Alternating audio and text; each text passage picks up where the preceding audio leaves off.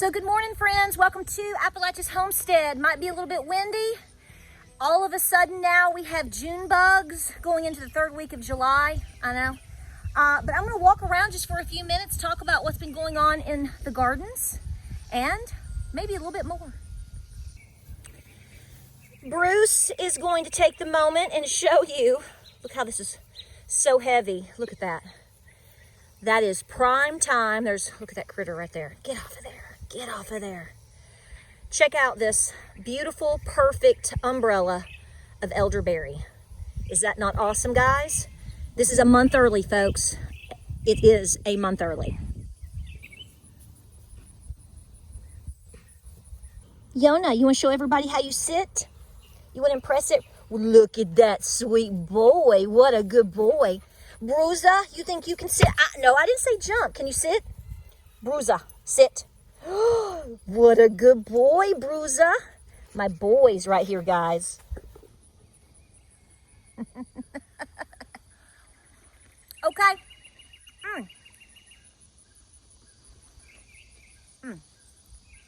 It's like that fresh picked strawberry, fresh picked blueberry, fresh corn on the cob. Just pick it right out of the garden and eat it right there, baby. I mean, it just doesn't get any better than that. Okay, so guys, like I said, welcome back to the channel. This is the craziest gardening year I think I've had yet in the many years that I've been gardening. So we're gonna go through the trials and tribulations and the successes also of what we've been doing this year. Between the weather and life, I will tell you, I am shocked that my garden has actually done overall as well as it has. Now, I haven't dug my potatoes yet. They are just about ready, and the plants have pretty much died back, so I know they're there. But I don't know how successful we're gonna be. I know there's potatoes in there, but they may just be like, just like little tiny things, little pirate patches, I don't know.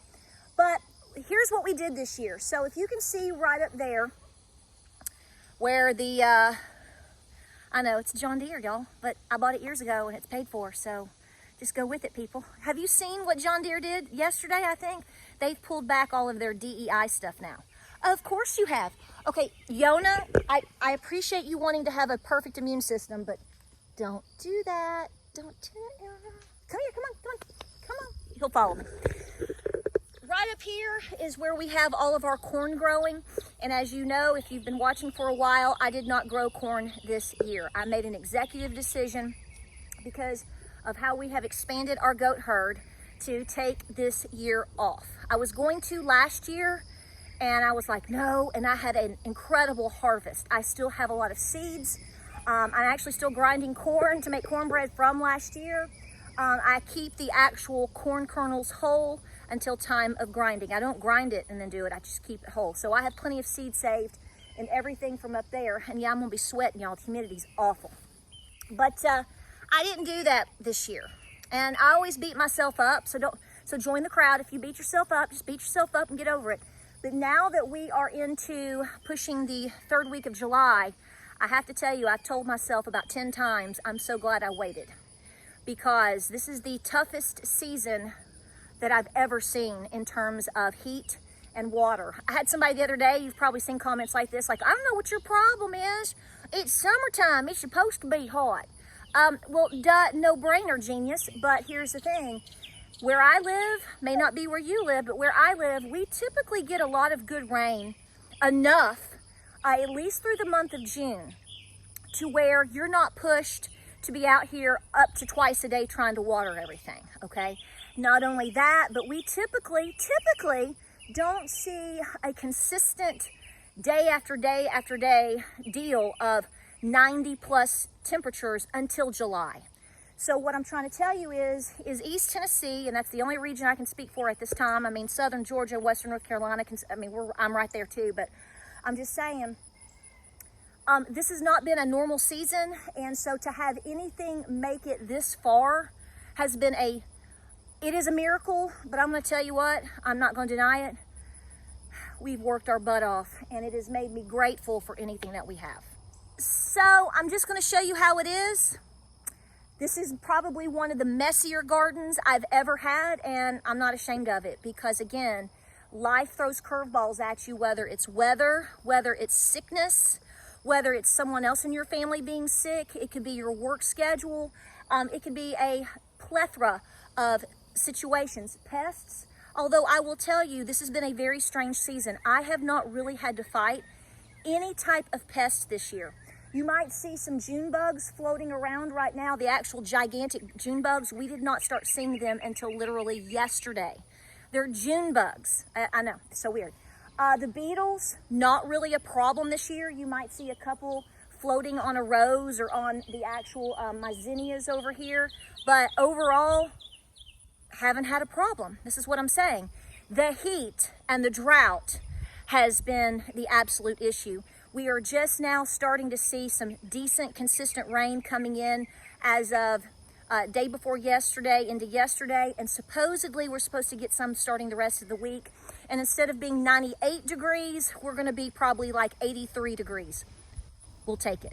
So this is not supposed to be like this, right? I know, and I just said to heck with it. I'm just gonna go with the garden. I'm gonna go with what it is and how it ends up, and I'm not gonna beat myself up. And I just had a totally different attitude this year about it. Here's some clips that I brought up yesterday that I need to save a tomato with. So here's what I'm saying. I wished I had filmed this last week or the week before, because everything did look, you know, Instagram-ish. You know what I'm talking about.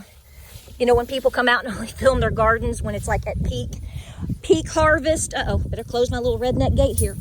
You know, and I mean, I get it. Everybody wants everything to look good, but the reality is it hasn't been beautiful, but it has been productive. So I didn't kill myself this year with mulching. Nope. I didn't kill myself with tilling. I have tilled twice. I have these are till gardens. They're not the no-till gardens. I have done that for years, and overall, the work is very strenuous on both sides. It honestly is. So, long story short, down here we actually do till, okay? So, and it's teal, okay? It's not till. We're from East Tennessee, and it's called teal. So go ahead and just make fun of me, because I know you do. So, do you know this has been the best doggone year for squash and zucchini that I've had in years? Years prior, just in the past couple of years, it could be location because I rotate, so it could have been the location up there versus over yonder, down here. This spot, I guess our compost is really, really working out because look here, because, I mean, this is the second one. I have had no fail, no pests at all in terms of all of my squash and all of my zucchini. In fact, I've gotten so much squash and so much zucchini that I've had to give them as treats a little bit. I've got to grate my zucchini in there and put it in the freezer for bread. So I can't explain this to you. I think because I expected it to die out quickly because of the drought, because that would bring in more pests. I hate to say this to you, but kind of going with the less weeding method, maybe you do that, has really worked out well, at least for the squash and the zucchini, because they maintained their moisture. They are still producing like wildfire, but God. This was a total failure. And this is leftover of this is the remnants of what matched this right over here. Boom, boom, boom, boom, boom. Was a black creme tomato. That's one, I actually like them better than Cherokee purple. I know. Some of you don't agree. That's okay. Try black creme. It is one of the best tomatoes you'll ever have. Now, yesterday we had a storm come through, and it has broken down some of the pieces, as you see, remnants, if you will, of my Husky tomatoes. I'm a huge advocate of actually pruning. I got behind on that this year, and you know what I said? I am not going to beat myself up over it. Oh man, we're gonna lose that one, looky there. So see, this is broke. So I may just kind of prop these up because we're gonna end up probably losing these.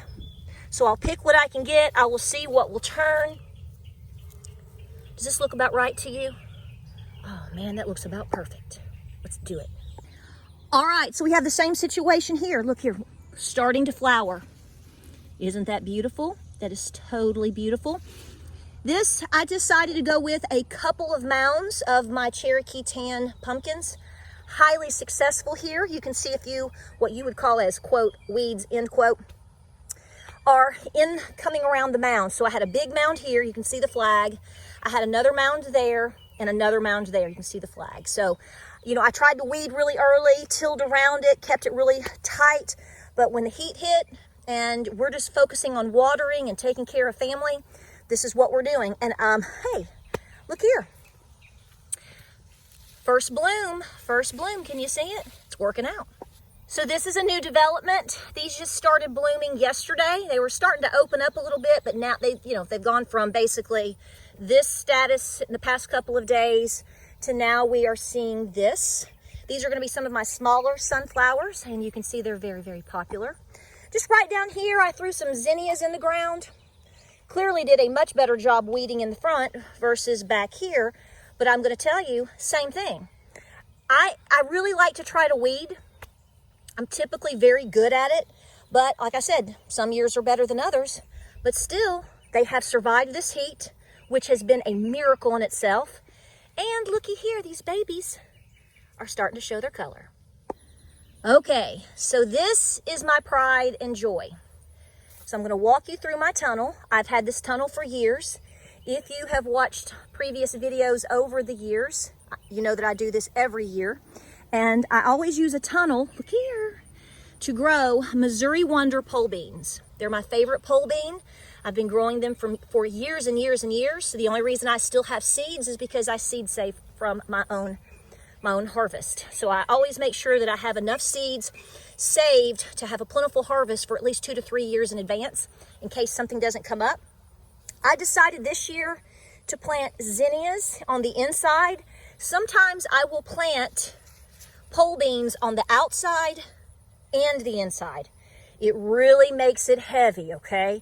But this year I decided to back off a little bit, and I wanted to grow a whole lot of zinnias because I know a lot of you are in distress in terms of saying you're not seeing a lot of pollinators. So I've made it part of my project this year to really advance what I'm growing to try to attract pollinators. We always do that, don't get me wrong, but at the same time, I really made it a focus. And yeah, look. Oh, look, there's weeds. Quote, weeds, whatever. So right here you can see, we got to get that out. Look here. This little section right here did not come up. So I planted all the seeds. These are my seeds right here of my zinnias. And this one little section, for whatever reason, just didn't do anything. So like 2 weeks later, I came in and I put more zinnia seeds here. So what I'm saying is you're seeing about a 2-week difference in terms of planting and germination in terms from this section up down to here. I just kept babying them, guys. I just kept babying every single one of them and made sure that I watered literally every day. So this is something I enjoy. I always tell you that if you really want a great pollinator-friendly flower, the zinnia, this is a classic pollinator-friendly type of variety of flower for you to grow. But you know that I'm big into orange cosmos, obviously sunflowers, and I love cleome. Guys, you stay busy out here. Okay, so everybody that I know has already harvested their cucumbers and they've had pickles on the shelf for like 3 weeks. Not me. They didn't come up. They didn't. So I waited 2 weeks to see what they were going to do. Total fail. Not one single cucumber came up. I honestly think it's like an alien came down and took the seeds. You know, all the alien talk. Well, they came in and got my cucumbers, so I had to replant them. And what I need to do right now is I need to come in here and start attaching them through my cattle panel. So we're past that. So we've got growth here. It's all starting to spread. I need to get them up on the cattle panel. Major flowering is happening, so that's positive. So at this point in the game, I'm going to be honest with you. If I get enough to make a batch of pickles, great. If I don't, I'm not going to sweat it because it will be some fresh eating. We love fresh cucumbers. I love to fry cucumbers. I put them in my smoothies and I could live off cucumbers. So I'm gonna get what I can get, and I'm not gonna stress about it. Here's the thing, your grandparents went through this, guys. And I'm gonna wipe my face because they did that too. Your grandparents went through this. It's important that you see your failures. Or maybe it's not a full failure, but maybe it's just not doing what you thought that it would. It's important to experience that, because I can sit here and tell you all day long, and you can sit there and tell your grandchildren all day long, you better have backups for backups. Clearly, I've had to work really hard to have this garden. And I know I keep saying that, but I'm really telling you, I mean, it got really hard. And I'm not going to deny that. I mean, you're going to sit here and say, how hard is it? Well, here's the thing, life happens. But you know what? If this garden had completely failed, which parts of it had, then I'm not too worried about it. Why? Why are you not worried about it so much? Because you are preparing. You've got pickles made from last year, maybe even the year before. Maybe you're even smarter than that, and you say, okay, I have all my pickles are on the shelf and they're awesome, but you know what? I got a coupon and there's a sale at the Piggly Wiggly, so I'm gonna get extra pickles to put on the shelf too. It's called backups for backups. This is why your grandparents had community. This is why they worked nonstop. This is why they didn't waste anything. And this is why they put everything away that they could, whether they grew it or not. So here in the imperfect garden, I've got a couple more tomatoes I stuck over here on the other side. They were extras, and I don't want to waste any of my extras. I had no waste this year. So I just stuck them in here, and I thought, please, Lord, pray, hey, whatever you want to do with it. They are growing now, and they're doing really well. Now that one right there is struggling a little bit. I see some yellowing. I need to get in it. See, it looks a little weak. I've had a couple of tomato plants this year, just right off the bat, when the heat hit, leaf curl happened. It's so weird because you would have one plant right here, and 3 to 4 feet down, you'd have the exact same tomato, literally 3 feet away. One's doing awesome, the other one is not. They were absolutely treated the same, planted the same day. They were fertilized the same, everything. One failed and one didn't. So like I said, I just did the best that I could, threw it up to the Lord. Let's look at this okra. Oh. Now, to me, if you are in a very hot place, if you have a lot of weather like we do, look, I just said I had, look, there he is right there. Look here, okra. I have a love-hate relationship with okra, and here is why. I love it. I love the dickens out of okra. One of my favorite things to eat is pickled okra, fried okra. Hey, Fritzy, whatever. All me, right? Look here, here's a bloom. Look at this beautiful bloom. When they bloom, they are beautiful. They are breathtaking. Here's the deal. Hey, buddy. Here's the deal. My husband hates okra, and I get on to him about it. Look here. Oh, my goodness. Look here. We actually have, you can't see it. There we go. There we go. Okra coming on. So that's good. I can't see the camera, guys, because of the sun. So it may be blurry a little bit at times, or it may just be moving a lot. And then I'm growing cats. What are you doing, Fritz? If you live in a hot climate, try okra. It is a superfood, and I'm telling you, it has a mind of its own. You think AI has a mind of its own? No, okra already beat it to the punch. So my okra, all I've done was plant it. I have fertilized it once. I have tried to consistently water it. Didn't worry about it. Frankly, I didn't do a good job weeding around it that much. And look how well it's doing. It's already starting to produce. Yona, you want to be the model today? Are you going to sit again? He's coming out of his Einstein phase, all that on the growth at the top of his head. Now, after I planted this one, I had to, wait about 10 days plus 2 weeks, and I had to replant right here my cucumbers. I decided to replant this area because what I did is I had put some sunflowers in. They didn't come up. I don't have an explanation for that. I'm just telling you what happened. I put okra down. So here's what we're looking at.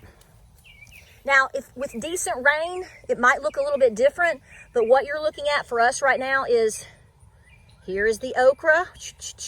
And about 10 to 14 days later, I'm pulling that out of the top of my head right there. Here's the second phase.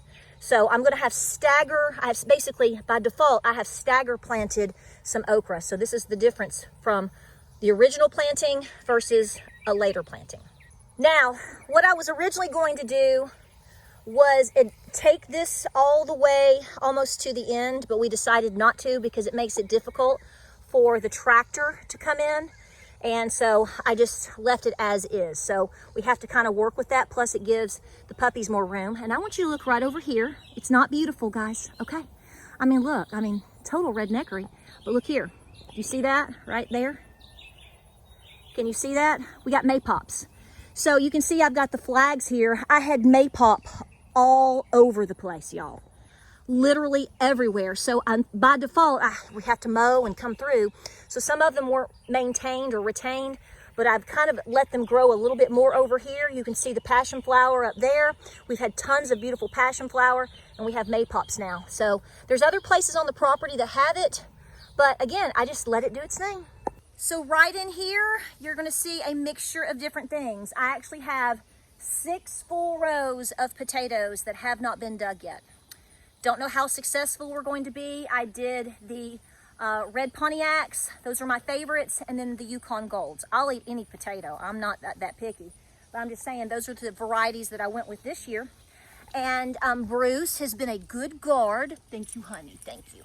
He's been a good guard. Oh, and Olive too. Oh gosh. Oh yeah, Olive. Oh gosh. Yeah, her too. But you can see that I have a bunch of cosmos in here. They're volunteers. This is why I tell people, if you can choose to not use the black landscaping material in your gardens, if you've really got a spot that you stress about weeds, such as your tomato area, I kind of get it. But at the same time, I know that when I have used any type of black plastic or landscaping material, there's no chance for volunteers. So by default, just because they wanted to be there, all of these cosmos have come up. That is a seed saving opportunity for me. So I can enjoy the beauty. Now I made sure that they're by default, again, when I had to till the 2 times to hill the potatoes, because I hill my potatoes whether they're indeterminate or determinate. You all do what you want to do. I just stick with what I know, okay? And it works every single time. But zinnias and cosmos, I'm just letting them come up and I'm going to seed save from them. So I constantly have a really nice seed bank just from volunteers alone. Think about it. Now this isn't going to look like much to you, but I'm going to show it to you anyway. So over yonder with my elderberries, I planted when we moved here, over, is it 4 years ago or 3 years ago? No, it was 4 years ago, because I planted thornless blackberries in a large patch over there and they took off like crazy. And it takes, some of you were asking me, maybe you've had better results. It takes, by our experience, when you have fresh plantings like this or whatnot, it takes a good 3 years. So this is what I'm telling you. If you can plant your blackberries now, you should have some good harvests within the next 2 to 3 years. You'll get a little bit along the way, but you're not going to get like gallons and gallons. But anyway, I wanted to have another whole patch over here and to take this over and to expand, because I have found out that my favorite berry over the years to grow is definitely the thornless blackberry. Easy to mulch, easy to keep. They thrive in the heat. Obviously you had to do some watering. Have done very well. They're just not as sensitive as, say, the blueberry, the strawberry, and even the raspberry. Now I have tons, as you saw on a lot of posts, on the perimeter of the property, and even within the woods, our woods, we have lots of black cap raspberries. They came on early this year and it was a massive harvest, and even the wild blackberries were massive. So it was a really good year for the blackberries. Well, good morning, Ginger. How are you, sweetheart? Bruce, are you watching Ginger and making sure she's safe? Nobody's going to get Miss Ginger, right? Not with Bruce on the job. All right, so this is clearly a fresh planting. We've got mulberries. We put them, no, excuse me. No. Patara. These are muscadines. I'm a goober. I apologize. You can even see them popping out right there. So we're going to have to obviously pull this up, and I'm going to have this completely take over this particular area right here. And hopefully they will make it and thrive and make it through the winter. Because guys, I'm going to tell you what, I'm really interested in seeing what is going to be the persimmon reading this year. Brace yourselves. So yeah, Looks great, don't it? I know, it's so ugly. It is, it's so awful. Potatoes are so beautiful when they grow, especially when they flower. And then you get this hot mess like this right here. So hopefully we'll have a decent harvest, even if they're small. I'm not, like I said, considering the heat, I'm just not gonna sweat it. We did keep them alive, and now within the last probably 5 to 6 days, this is where we are, which I knew I was gonna be pulling by the end of July anyway, so we're almost there, so it's not a surprise. You can see them all buzzing around in there. Finally, a June bug, but we'll find out soon enough. Yeah, get out of here, you punk. All right, Bruce and I, you're such a good tour guide, baby. Such a sweetheart. Okay, so I'm not going to show you all of my comfrey. A lot of people ask me if I grow comfrey. I have been growing comfrey for about 9 years. I got all of my comfrey from old Alabama gardener. He was like my second papaw. And you know that we were very, very close. And he, like many of you, if you came to the Great Appalachian Homesteading Conference, he gave away tons of comfrey. Look, it's still blooming. This is the best year. So let me say this. This is the best year I've ever had with comfrey, or one of the best, surprisingly, despite the heat. This has taken off and it's just thrived really well. This is your Bocking Russian, I'm probably saying that wrong, comfrey. So it doesn't take over. It does not spread. I have several other patches on the other side of the house, and they're doing the same. They've done great despite this heat. And I can tell you, I have watered this one, but I did not water the other ones very much, and they're doing great. So this is what I'm saying. It is a crazy, crazy year. We'll get to that in a minute. Hang on. So I'm not going to walk back down there, but I have some raised beds over. I made a nice little area close to the house, a raised bed where I have put basil, thyme, oregano, nasturtiums, etc., etc. Overall, doing pretty good. I think I put too many seeds of my zinnias in some of the planters. They're about fried, even with my watering, because they're not as deeply shallow. They're more shallow than, say, the ground. And I didn't have the weeds around the zinnias to kind of nestle them in and to insulate them. So they are starting to struggle, ain't gonna lie. But I'll tell you this, I filmed a quick clip earlier. I have carrots. It's 95 degrees to 98 degrees on most days with no rain except for what water I'm providing. And I'm actually getting carrots. Now, how big they're gonna end up being, I don't know, but I just threw them in there. I was like, let's just do this. I was like rebel without a cause. Insane. Who's growing carrots in 98-degree weather out wide open? Not many people. Mine took. Cannot explain this to you. So like I told my husband, he was like, what are you gonna do with those carrots? I'm like, well, honey, it's gonna be enough for like one supper. And it's gonna be for like 2 juicings for me. And then I'll eat we'll probably consume the tops too. But I'm just saying, this has been the weirdest year. I don't have an explanation. Don't. Okay, who did Olive? Did you do this? Did you do this? You're just dragging stuff across the yard. Are you, okay, I try to keep my fake flowers up and away from y'all, and you got it anyway. I know it was you, Olive. I'm gonna walk you over to an anomaly.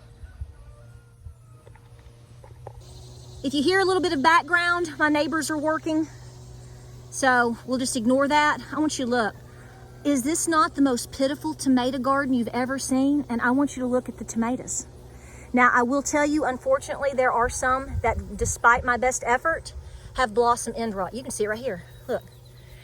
Despite my efforts, despite all the things that I do that typically work, I've had to deal with some of this. Guys, you can't fight it to a point. I mean, you just got to go with it. So I'm taking the best that I can, and I'm saying to heck with the rest, okay? You have to let it go. This is why, look here, have some up here. Some of them did well, some of them didn't. Isn't this, it's just like crazy. The blossom end rot, we noticed, didn't really come on until the last probably 2 weeks. We got a couple of really nice harvests. Now, it's not all of them, so I'm not saying that, but here's what I'm saying. You have one plant that's producing great. Some of the tomatoes look great, some of them don't. And then you have one that's weak. But even the weak ones, I just left them in here, y'all. I'm not gonna lie, I was lazy. Actually, I wasn't lazy, I've been overwhelmed. But now they're producing. So I told James, I said, I have to pick and choose my battles, and I'm not gonna stress over tomatoes this year. If I get a couple of homegrown tomatoes, then great. If we have enough to make some batches of vegetable soup and salsa, great. If I don't get anything, great. What have I learned? How can I do better next year? Do I need to rotate? How do I need to do this differently and not beat myself up? But here's the real point of the matter. If this fails completely and I don't get anything, look. Ah, horrible, Patara. If I don't get anything at all, which I have backups. So here's what I think. Patara, look at this elderberry, folks. Blackberries are done. Blackberries are done. Look at this. Everywhere. So some things are being very plentiful. Some things are being very generous. And then some things, the more that I babied them, the worse they did. Tomatoes, I kill myself over tomatoes every single season. I mean, I literally do. I baby them more than anything I could ever put in the ground. Far more than my corn, far more than baby goats. But clearly, it doesn't matter. You get to a point where it's gonna do what it's gonna do. And then you have to decide if you're going to take what you can take and get over it, learn from it, and move on. But as I've said before, as I've said in this video already a couple of times, this is why you prepare. This is why you have backups for backups. Take nothing for granted. If you get a bumper year, a bumper crop in anything, there's a reason for that. Just like I think that there is a reason a lot of these things have come in early. I think we need to pay attention to the signs of nature. I really do. I really, really do. So for me to see June bugs again, as you can see them right now, middle to end of July, that elderberry should not look like that right now. Not even close. It should be at least first week, second week of August. That's typically when we see that. That maypop that you saw up there, the fruit itself, doesn't happen till almost September. We're in July. So you have to go with the flow. Do your best and don't beat yourself up. Patara, don't beat yourself up. So I don't know about Miss Lou's at this moment, but I can tell you my Cherokee corn beads have struggled. The heat has really done a number on them. So I'm not really worried about it, other than I'm hoping to get a decent amount for future seed saving. But typically this is much more impressive. You've seen them on our videos over the years. So I just sort of let this do its own thing, and I've got enough to seed save, and that's exactly what I'm gonna go for. All right, so that is about it. I just want to say that if your gardens are struggling this year, like I said, don't beat yourself up. Oh, oh my gosh, look in there. I gotta get back in there and pick. Giant, just giant. A lot of fried squash, it's good. Just do the best that you can, folks. It really highlights, like I said, the whole idea of being prepared for anything as best you can. Do what you can and do what works best for you. I'd like to explain that there are reasons for things failing like they have, even though they got so much care, versus the other things that I just let go. Not let go, but didn't worry about as much, and they're thriving. So I'd love your input on that, absolutely. Bruce, you want to say goodbye to everybody, darling? You want to say goodbye? Say have a good day. Say have a good day. You're so sweet, the sweetest boy. The sweetest boy. Yona's like, I'm not. By the way, I want to say thank you. Oh, here. Come on, Mama. I want to say thank you for your prayers for Butterbean. I just put her back inside. She's doing great. I'm going to keep her in the house at least till tomorrow. She's got a lot of energy. She's not eating full foods yet, but she is interested in it, and she loves her molasses water, so that's a good sign. And I know this is gross, and some of you are going to be like, why are you telling me? But she is doing all of her body functions. Bodily functions are working really great. So, hey, that wind is coming in. Hopefully we'll get some more rain. Cats are running. Guys, I appreciate you being here. Stay very safe out there. Stay strong. Don't let the shenanigans get you down. Keep focusing.